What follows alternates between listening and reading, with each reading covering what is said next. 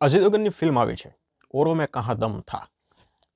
આ ફિલ્મ છે ને, આ ફિલ્મ જોઈને એવું લાગ્યું કે નીરજ પાંડેએ આ ફિલ્મને કેમ પસંદ કરી હશે. નીરજ પાંડેની ફિલ્મો તમે જોઈ હશે ને, એની વેબ સિરીઝ તમે જુઓ. તમને 2-3 ઉદાહરણ આપું. એક તો સ્પેશિયલ ઓપ્સ, પછી હવે વેનસડે નામની ફિલ્મ તમે જોવો. નીરજ પાંડે, તમે કોઈ પણ ફિલ્મ, તમે બેબી જોઈ લો, નામ શબાના જોઈ લો, આ બધા ફિલ્મ, બધી વેબ સિરીઝનો આમ તમે સ્ક્રીન પ્લે જુઓ ને, એકદમ ફટાફટ ચાલતો હોય. એની સ્ટોરી હોય અને કાંઈ આમ વધારાનો કોઈ ડ્રામા નહીં, કંઈ નહીં. ટોપિક પોઈન્ટ ટુ પોઈન્ટ વાત કરવાની, અને એટલો ફાસ્ટ ફેઝમાં સ્ક્રીન પ્લે ચાલે છે નીરજ પાંડેની ફિલ્મોમાં. નીરજ પાંડેની એક ફ્લોપ ફિલ્મ છે જેનું નામ છે અય્યારી.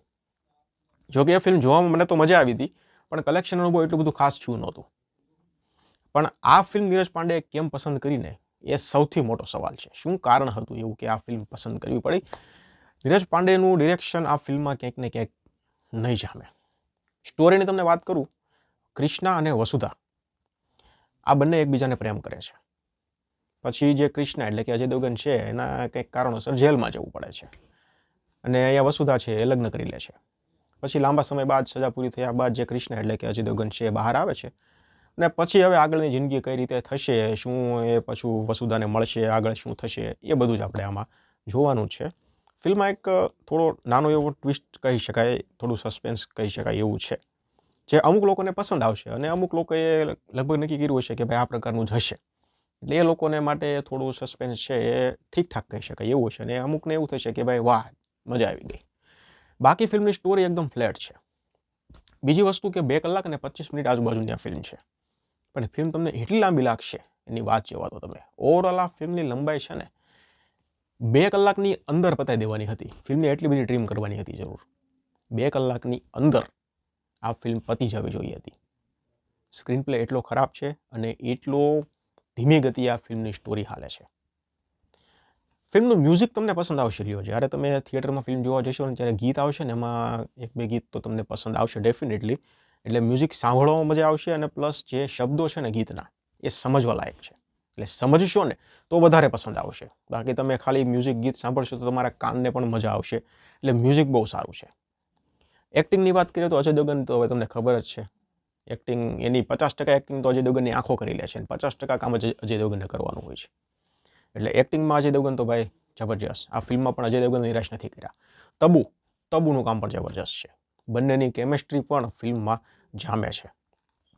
એટલે એક્ટરો બીજા પણ જેટલા છે, બધા કલાકારોનું કામ, સાઈ માંજરેકર પણ છે, એનું કામ પણ સારું છે. શાંતનુનું કામ પણ જોરદાર છે. એટલે એક્ટિંગ બાબતે આ ફિલ્મ તમને નિરાશ નહીં કરે. મ્યુઝિક બાબતે આ ફિલ્મ તમને નિરાશ નહીં કરે. સ્ટોરી કહું તો સ્ટોરી, અત્યારની સ્ટોરી આમ કહી ન શકાય કે ભાઈ અત્યાર લેવલની છે. આ ફિલ્મ છે ને, એ બધી 90-95 આજુબાજુ જો રિલીઝ થઈ હોત ને આ ટાઈપની ફિલ્મ, તો કદાચ એક્સેપ્ટ થઈ જાય.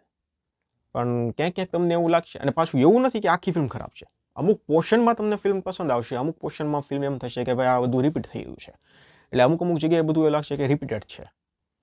એટલે ઓટીટી પર જો સીધી ફિલ્મ આવી હોત ને આ, તો ક્યાંક ને ક્યાંક હજી એક્સેપ્ટ કરી લેત ઓડિયન્સ. પણ સિનેમાઘરમાં આ ફિલ્મનું લાંબો સમય સુધી ચાલવું એ થોડું ખતરો છે. એટલે આ ફિલ્મ મને નથી લાગતું. અને પહેલાં આમ પણ આ ફિલ્મ જ્યારે અનાઉન્સમેન્ટ થઈ કે પછી ફિલ્મનું પહેલું પોસ્ટર આવ્યું, ત્યારથી કંઈ એટલું બધું બઝ આમે નહોતો, અને મેકર્સ તરફથી પણ એટલું બધું પ્રમોશન નહોતું. બાકી નીરજ પાંડેની ફિલ્મ હોય અને લીડમાં અજય દેવગન હોય, એટલે આ બેની જોડી હોય, એટલે પછી એ ફિલ્મનો બઝ માર્કેટમાં કયા લેવલનો હોવો જોઈએ ને, એ મારે તમને કહેવાની જરૂર નથી. જે લોકો નીરજ પાંડેને ઓળખે છે, નીરજ પાંડેની ફિલ્મો અને વેબ સિરીઝો જુએ છે, એ લોકોને ખબર જ છે કે કયા લેવલનો બઝ હોવો જોઈએ. પણ આ ફિલ્મ તમે જુઓ, પોસ્ટર, ટ્રેલર, ટીઝર આવ્યું, એડવાન્સ બુકિંગ પણ તમે પહેલા દિવસનું જોઈ લો, એટલે કાંઈ હતું જ નહીં. એટલે મને એમ છે મેકર્સે હથિયાર પહેલેથી જ હેઠા મૂકી દીધા હતા કે ભાઈ ચાલો હવે અનાઉન્સમેન્ટ થયું છે તો રિલીઝ કરી દઈએ. એટલે મારા તરફથી હું ફિલ્મને 2.5 સ્ટાર આપીશ. એવરેજ પ્રકારની ફિલ્મ કહી શકાય. અજય દેવગનના ફેન હો તો અજય દેવગનની એક્ટિંગ જોવા માટે તમે ટ્રાય કરી શકો છો. બાકી નીરજ પાંડેએ આ વખતે નિરાશ કર્યા છે, કારણ કે નીરજ પાંડેનો હું બહુ મોટો ફેન છું. મેં તો અય્યારી ફિલ્મ પણ 2 વાર જોઈ છે, બોલો, ફ્લોપ હતી તોય. એટલે ઓવરઓલ ડિસન્ટ ફિલ્મ છે, એવરેજ ફિલ્મ કહી શકાય. 2.5 સ્ટાર આપું છું. તમે જોઈ લીધી હોય તો મને કમેન્ટ સેક્શનમાં જણાવો. બાકી સ્કીપ કર્યું હોય ઓટીટી પરનો વેઇટ કરી લો, વધારે સારું. ધન્યવાદ.